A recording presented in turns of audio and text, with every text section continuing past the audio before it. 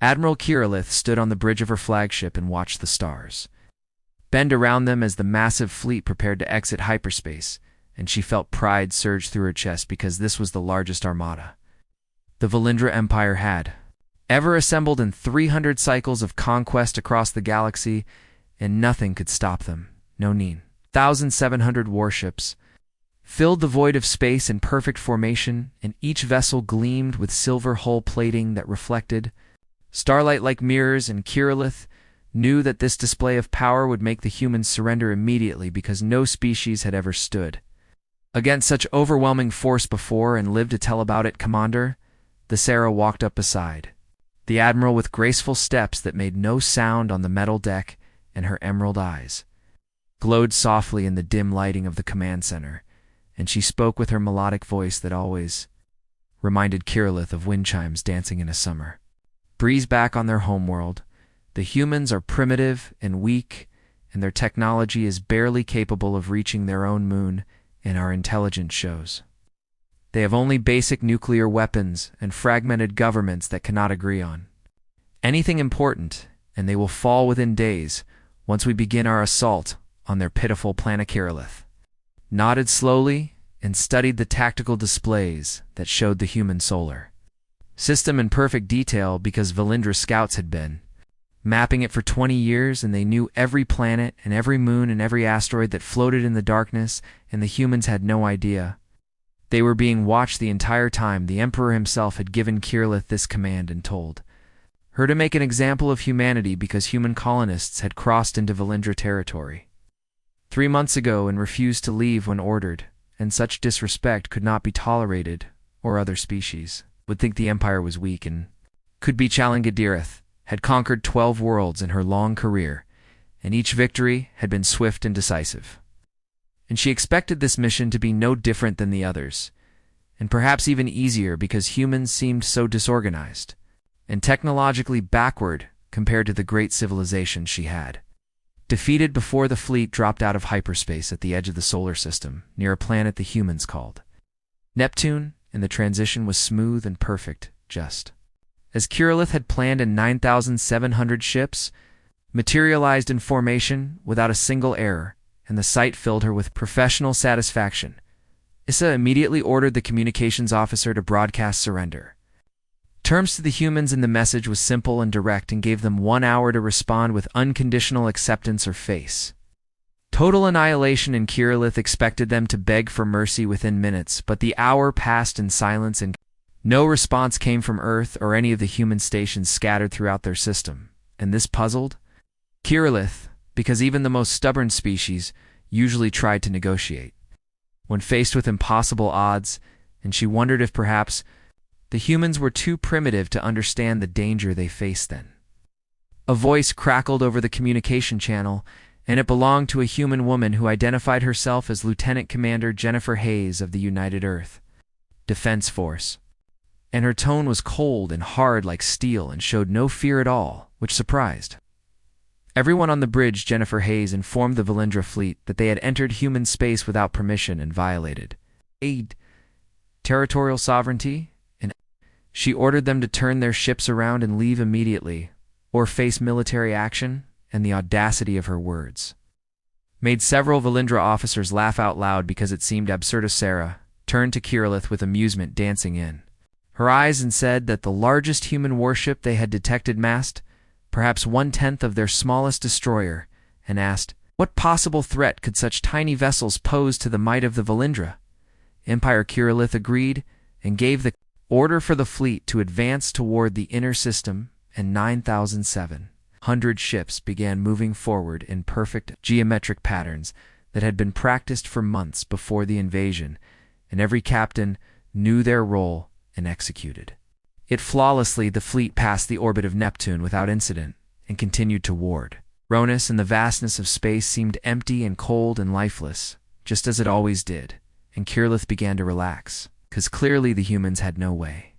to stop them and would surrender once they saw the fleet up close.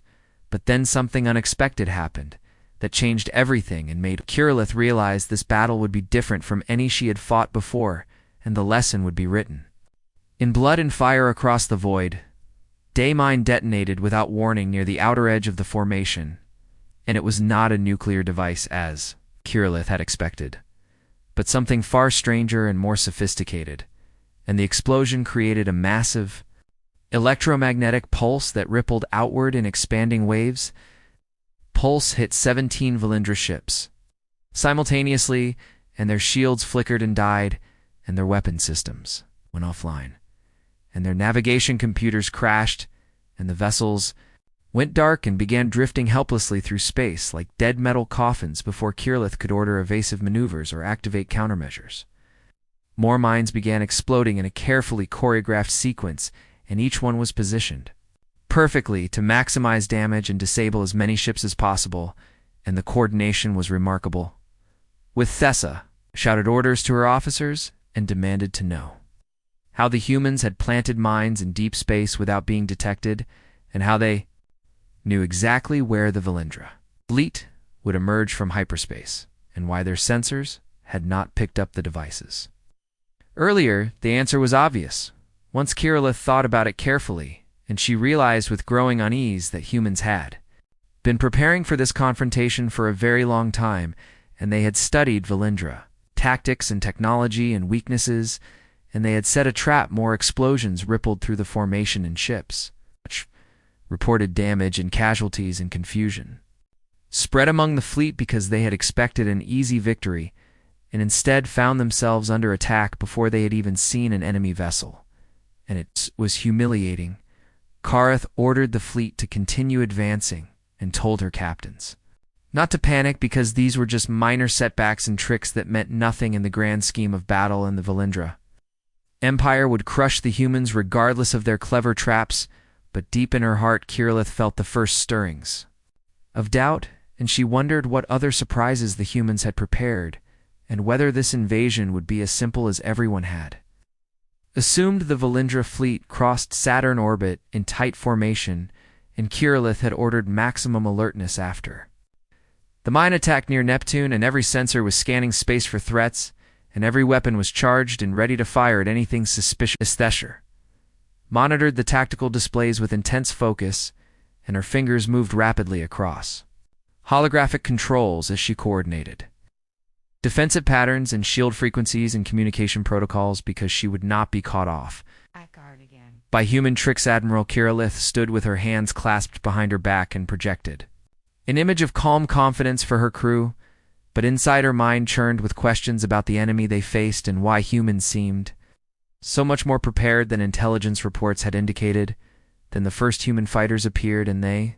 came from multiple directions at once and moved with shocking speed and agility, and their small, angular shapes darted between Valindra ships like insects, and they were almost impossible to target effectively with conventional weapons. The fighters were crude-looking vessels with exposed thruster ports and bolted armor plating, and they lacked the elegant curves and smooth lines of Valindra design, but they moved like nothing Kirillith had ever seen, and their pilots flew with reckless abandon that bordered on insanity. Of Valindra gunners tried to lock targeting systems on the human craft, but the fighters employed wild evasive patterns that seemed random but somehow worked perfectly, and they rolled and spun and dove and climbed in ways that should have killed their pilots from acceleration forces. Alana Thessera ordered all-point defense systems to open fire, and the void lit up with energy beams and plasma bolts that crossed space in brilliant colors, and the display was beautiful and deadly, but most of the shots missed their targets because human pilots were simply too unpredictable. Human fighters returned fire with kinetic weapons that used no energy signatures and gave no warning before impact, and their rounds were simple metal slugs accelerated to incredible velocities, and they punched through Valindra's shields that had been designed to stop energy weapons. Not physical projectiles. Ships began reporting hull breaches and casualties as human rounds tore through armor and destroyed internal systems, and Kirillith watched in growing frustration as her technologically superior fleet took damage from primitive ballistic weapons that should not have been effective. One human fighter pilot did something that shocked everyone on the Valindra command deck and made them question whether humans were sane or simply suicidal, and the pilot deliberately crashed his damaged fighter into a Valindra cruiser at full speed. The impact destroyed both vessels, and a massive explosion that lit up the darkness and debris scattered in all directions in the wreckage. Tumbled through space, trailing atmosphere and fluids, and Kirillith realized with horror that the human had sacrificed himself intentionally to take out a ship worth 1,000 times more. Thessera spoke with disbelief in her voice and asked, "What kind of species threw away their lives so casually?" And Kirillith had no answer, because in all her years of military service, she had never encountered an enemy willing to die so readily for such small tactical gains more. Human fighters rammed Valindra vessels when their ammunition ran out or their systems failed, and each suicide attack destroyed or crippled a ship, and the psychological impact on Valindra crews was devastating because they could not understand this mindset. The battle intensified as more human forces emerged from hiding places throughout. The asteroid belt and weapon platforms that had been disguised as rocks suddenly activated and began firing missiles and railgun rounds at the Valindra fleet. From multiple angles, Skyrolith ordered evasive maneuvers, but 9,000 ships could not move quickly in formation, and the fleet was too large and unwieldy, and the humans exploited this weakness by targeting ships on the outer edges and forcing the formation to contract and bunch. Together, human missiles deployed in stages, and each warhead separated into smaller subunitions that spread out and attacked different targets. Simultaneously in Valindra, point defense systems were overwhelmed by the sheer number of incoming threats and could not stop them. All the missiles were not particularly advanced, but they were effective because humans had designed them specifically to counter Valindra.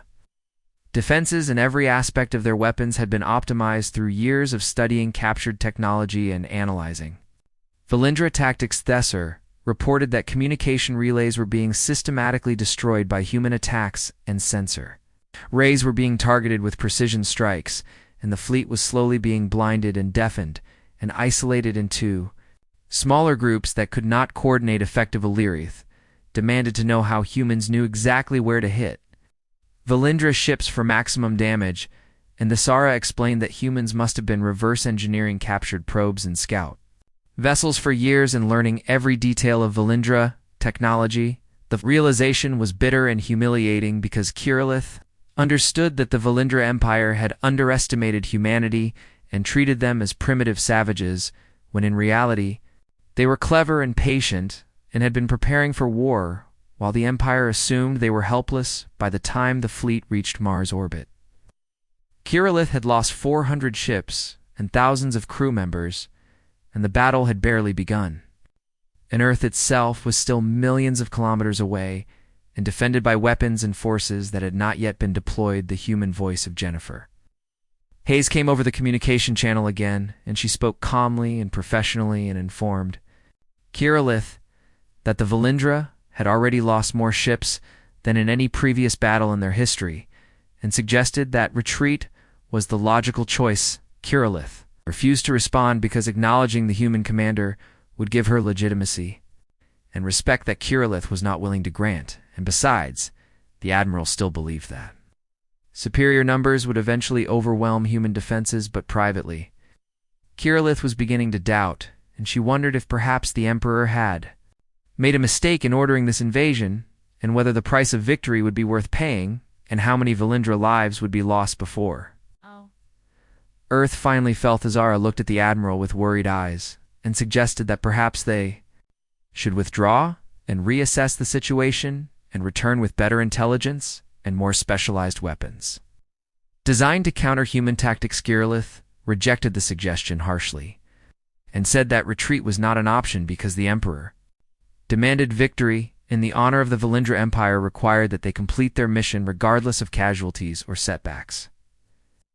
Fleet continued toward Earth, and every kilometer brought more attacks and more losses and more evidence that humanity was not going to surrender or negotiate or show any mercy to invaders who came to destroy their homeworld. The Valindra fleet limped toward Earth with 6,000 ships remaining from the original 9,700, and every vessel showed damage and every crew was exhausted from constant combat, and Kirillith knew the worst was yet to come. Thessera studied the sensor readings of Earth's lunar orbit, and what she saw made her blood run cold because the moon was not just a natural satellite anymore.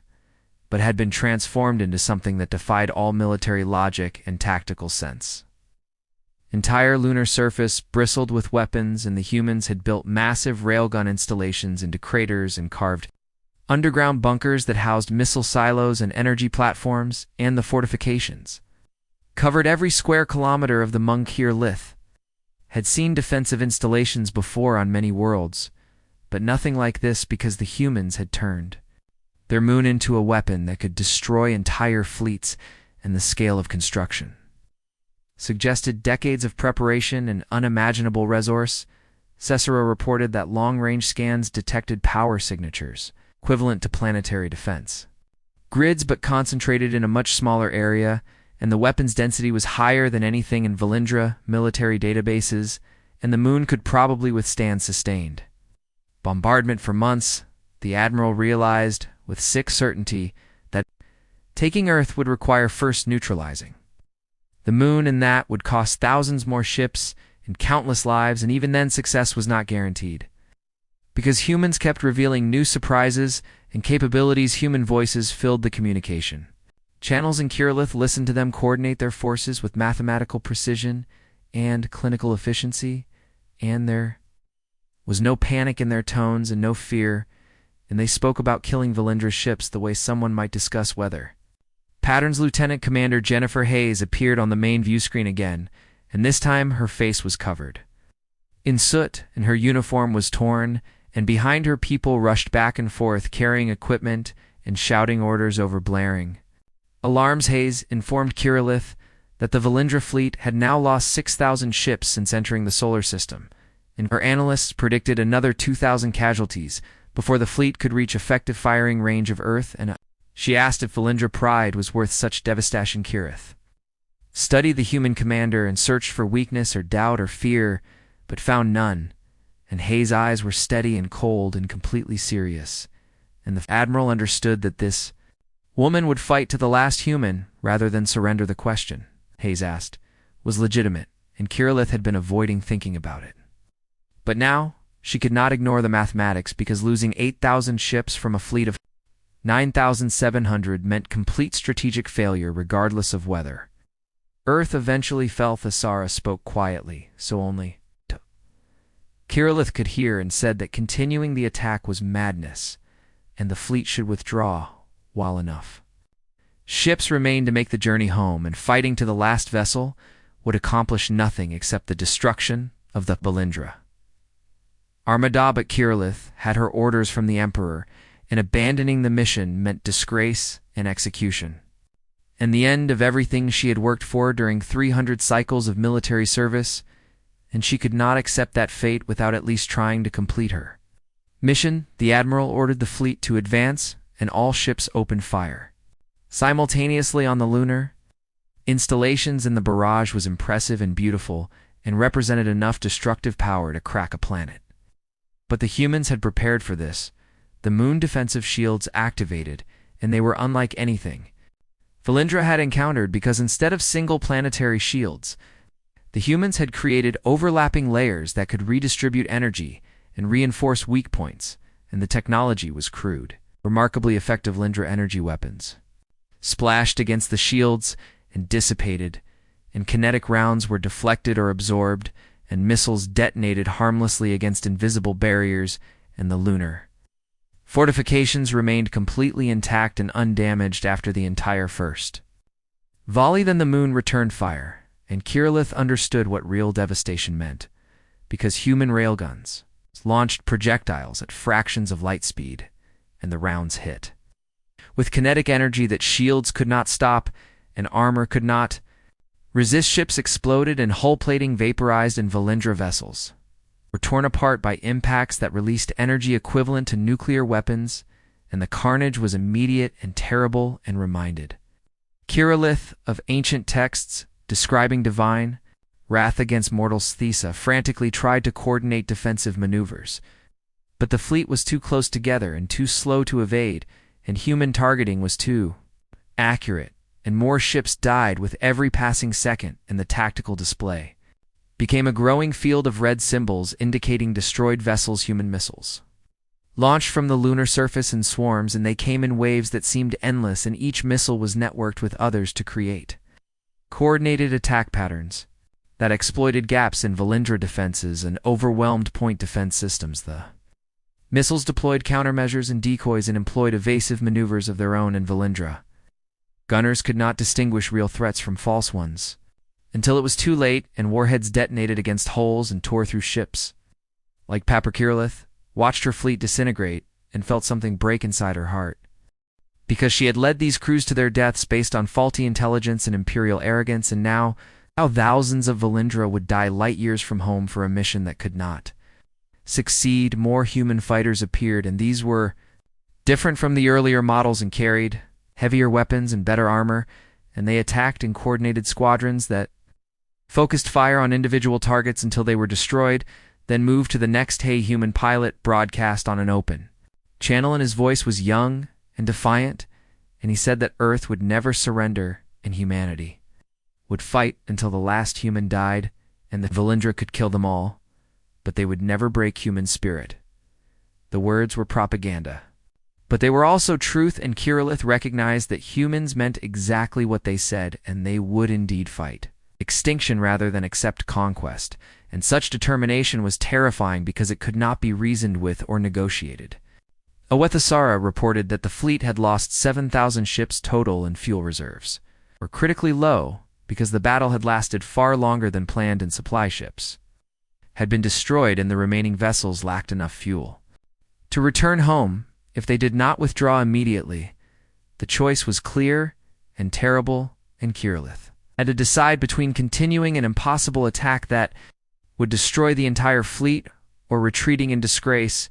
and facing the Emperor's wrath. And either option meant the end of her career and probably her life admiral. Kirillith looked at the blue-green planet hanging in space ahead of her shattered fleet, then thought about the Valindra crews who trusted her leadership and deserved a chance to see their families again, and she made her decision. She ordered general retreat, and the words felt like poison in her mouth. But they were the right words and the only words that made sense, and the Sara immediately began coordinating the withdrawal, while Kirillith sat in her command chair and accepted her fatha. Ordered to retreat spread through the Valindra fleet like wildfire, and some captains responded with relief because they knew the battle was lost and wanted desperately to escape, while others felt shame and anger because retreat meant admitting defeat to a species they had considered primitive. Ekarith broadcast the withdrawal command on all channels and instructed her captains to break formation and make best speed toward the hyperspace jump point at the edge of the solar system, and every ship for itself, because organized retreat was impossible under such heavy fire. Sasara coordinated the escape vectors and tried to maintain some tactical coherence, but the fleet was scattered and damaged, and many vessels had lost navigation systems or propulsion capability and could not maneuver effectively, and they became easy targets for pursuing humans. Human forces did not allow the Valindra to leave peacefully, and they harried the retreating ships with constant attacks, and they showed no mercy to an enemy that had come to destroy their world. And Kirillith understood their anger even as she resented their effectiveness. Human fighters pursued damaged Valindra ships and finished them off with clinical efficiency, and they targeted engines and life support systems and left crippled vessels drifting in space to die slowly, and the cruelty was necessary from a tactical perspective, but still horrifying too. Witness Kirillith watched the tactical display as more red symbols appeared indicating destroyed ships, and the numbers climbed steadily as the fleet tried desperately to reach safety, and every lost vessel represented hundreds of Valindra lives and families that would never see their loved ones again. Lieutenant Commander Jennifer Hayes transmitted one final message to the fleeing armada, and her voice was hard and cold and contained no sympathy or regret, and she told Kirillith to inform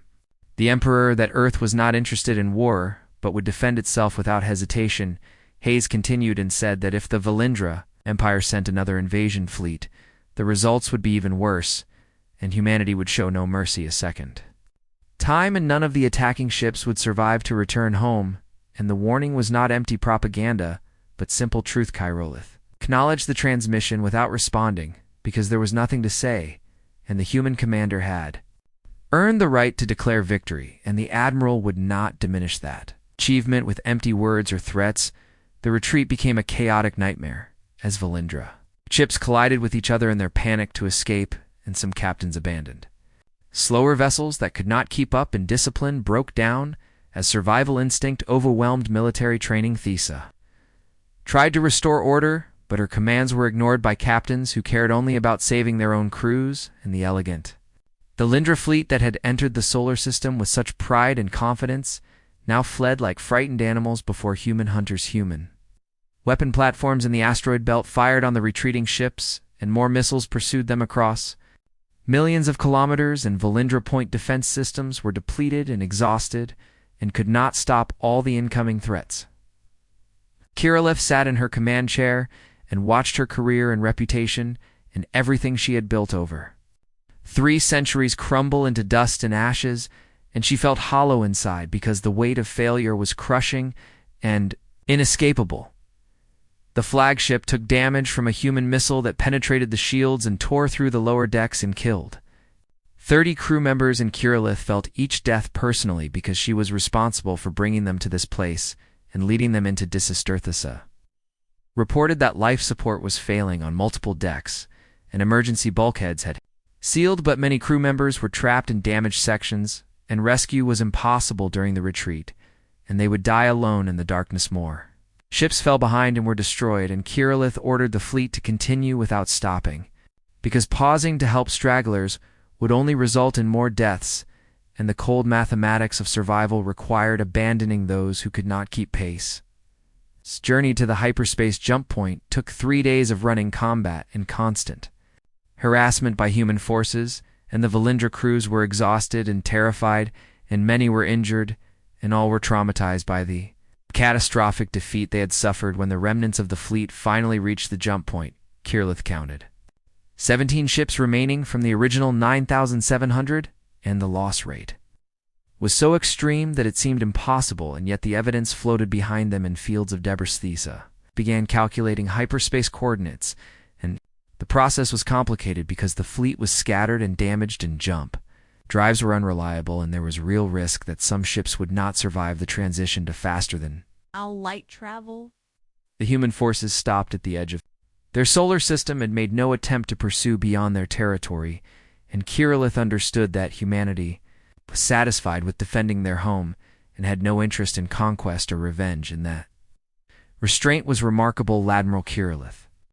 took one final look at the tactical display showing the solar system that had destroyed her fleet and shattered her pride, and taught her that technological superiority meant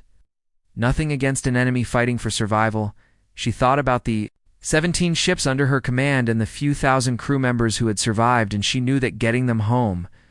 safely was now her only remaining duty, and she would focus on that task alone. The hyperspace jump was rough, and several ships suffered additional damage during the transition, but all 17 vessels made it through and began the long journey back to Valindra. Space, and every kilometer took them farther from the scene of their greatest defeat. Kirillith ordered all surviving crew to compile detailed reports about human tactics and weapons and capabilities, because the Empire needed to know what they faced, and future commanders needed to understand that humanity was far more dangerous than anyone had realized. At Thesser worked tirelessly to keep the damaged ships functioning, and she coordinated repairs and rationed supplies and maintained crew morale as best she could, but everyone knew that returning home meant facing judgment and punishment for their failure. The Admiral spent her time reviewing everything that had happened and trying to understand where the invasion went wrong, what she could have done differently, and whether any tactical choices would have changed the outcome. The answer was sobering, because Kirillith realized that the Valindra had lost before the battle even began, because they had underestimated their enemy and assumed victory was guaranteed, and approached the invasion with arrogance instead of proper preparation. Humanity had spent 20 years studying Valindra technology and tactics, and preparing defenses and building weapons and training crews and turning their solar system into a fortress, and the Empire had dismissed all warnings because humans seemed primitive. Journey home took 40 days, and every day was filled with pain and regret and the knowledge that Kirillith had led the greatest military disaster in Valindra history, and her name would be remembered with shame for generations. The 17 surviving Valindra's ships emerged from hyperspace at the edge of their home system, and the sight of familiar stars filled Kirillith with emotions she could not name, because returning meant facing consequences, but also meant her surviving crew members would see their families again. The Sara immediately contacted Imperial Command and transmitted their approach vectors and identification codes and requested emergency docking clearance because several ships had critical damage and needed immediate repairs and medical assistance. For wounded crew members, the response from command was cold and formal and lacked the usual military courtesies, and Kirillith understood that news of the disaster had preceded their arrival, and the Empire already knew about the catastrophic defeat. And everyone blamed her for the failure. Admiral Kirillith ordered her ships to proceed to the designated military station, and she prepared herself mentally for the interrogation and court-martial that would inevitably follow, and she accepted her fate because she deserved punishment for losing so many lives. As the battered fleet approached the station, Kirillith could see hundreds of other Valindra vessels in dock, and she realized with bitter irony that the Empire had more ships in reserve than she had brought back from Earth, and the invasion force could have been twice as large, but Kirillith now understood that numbers alone would not have changed the outcome, because humanity had prepared for invasion, and they fought with determination. That numbers could not overcome, and sending more ships would only have resulted in more deaths. The flagship docked, and Imperial guards boarded immediately, and they escorted Kirillith to a detention cell without ceremony or respect, and stripped her of rank insignia and command authority, and treated her like a common criminal instead of a decorated Admiral. Theza and the other surviving officers were also detained and interrogated separately, and Kirillith worried about them because they had followed her orders faithfully and did not deserve to be punished for her mistakes and decisions. The court-martial began 3 days later in a grand chamber filled with high-ranking military officials and government ministers, and they all looked at Kirillith with contempt and disgust because she had embarrassed the Empire and shattered the myth of Valindra invincibility.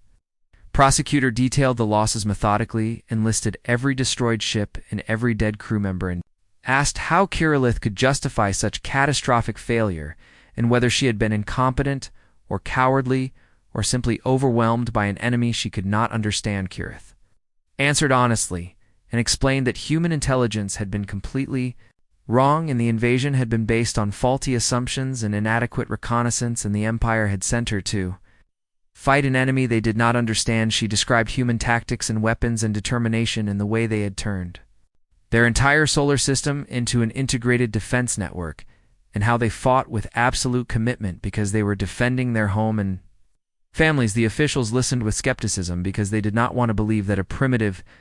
species had defeated the mighty Valindra Empire, and they suggested that Kirillith was making excuses for her own incompetence and poor leadership. The Sara and the other surviving officers corroborated everything Kirillith said, and their testimony was consistent and detailed, and eventually the court had to accept that humanity represented a genuine threat that the Empire had not anticipated. The Emperor himself attended the final session, and he was ancient and powerful, and his presence filled the chamber with authority, and everyone fell silent when he spoke, and his voice was like thunder rolling across mountains. He asked Kirillith one question, and it was the only question that mattered, and he wanted to know if the Valindra Empire could conquer Earth if they sent another fleet with better preparation and more resources and superior tactics. Kirillith considered lying and saying yes, because that answer might save her life, but she had lost too much to compound failure with dishonesty. And she told the Emperor the truth, regardless of consequences. She said that Earth could be conquered eventually with enough ships and enough time and enough willingness to accept casualties, but the cost would be enormous, and the Empire would lose tens of thousands of vessels and hundreds of thousands of crew members. More importantly, Kirillith explained that humans would never truly surrender, and they would fight guerrilla wars for generations, and resistance would continue forever and occupying Earth would require permanent military presence that would drain Imperial resources. Emperor listened carefully and asked why humans were so different from other species. The Empire had conquered, and Kirillith explained that humans fought for survival while the Valindra fought for glory, and that fundamental difference made humans far more dangerous. She continued and said that humans did not calculate acceptable losses or surrender. When victory seemed impossible, and they fought until they won or until nothing remained, and such absolute commitment was terrifying and impossible to defeat through conventional warfare, the chamber fell silent, as everyone contemplated the implications and realized that the Empire had encountered a species that could not be conquered through traditional military means, and continuing the war would be futile and destructive. The Emperor made his decision and declared that the Valindra's empire would not attempt another invasion of Earth, and humanity would be left alone, and diplomatic channels would be opened to establish peaceful relations instead of military conquest. Aerolith was stripped of her rank and title and exiled from the military, but allowed to live because the Emperor recognized that she had provided valuable intelligence and honest assessment even at personal cost to Sarah. And the other officers were cleared of wrongdoing and returned to duty, and they carried the lessons of Earth throughout the fleet and taught future generations of Valindra warriors to respect enemies and never underestimate species based on technology. Alone, Admiral Kirillith spent her remaining years studying human history and culture and philosophy, and she wrote extensively about the invasion and its lessons, and her work became required reading at Valindra military academies. She explained that humanity's greatest strength was not their weapons or tactics, but their refusal to accept defeat and their willingness to sacrifice everything for what they loved, and such dedication could not be conquered or suppressed. The Valindra Empire never attacked Earth again, and over time a cautious friendship developed between the species, and they traded knowledge and resources and learned from each other, and the war became a distant memory. But Kirillith never forgot the sight of her fleet burning in the void, or the voices of dying crew members calling for help, or the cold determination in Jennifer Hayes' eyes when she warned the Valindra. A way she understood that humanity had taught the Empire a fundamental truth about the universe, and that truth was simple and terrible and undeniable. Some species fight for conquest and glory and honor, but others fight for survival and family and home, and the second type will always be more dangerous because they have more to lose and nothing left to fear.